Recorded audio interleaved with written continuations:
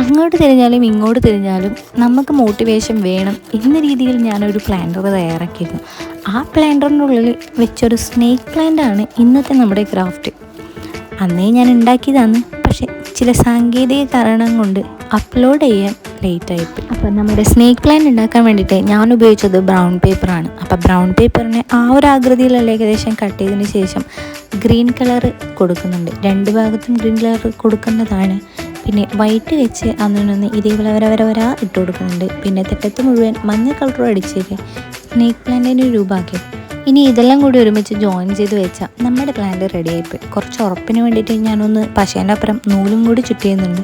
പിന്നെ നമ്മൾ അന്നുണ്ടാക്കിയ പ്ലാന്റ് ഓർമ്മയുണ്ടല്ലോ, അതിലേക്ക് ഇനി ഇതെല്ലാം വെച്ച് സംഭവം സെറ്റാക്കി കൊടുക്കുന്നുണ്ട്.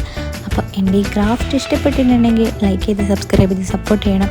ഇതേപോലെ കുറച്ച് ക്രാഫ്റ്റെല്ലാം ഞാൻ എൻ്റെ ചാനൽ അപ്ലോഡ് ചെയ്തിട്ടുണ്ട്, അതെല്ലാം പോയി ഒന്ന് കാണണം. അപ്പോൾ ഓക്കെ, ബായ്.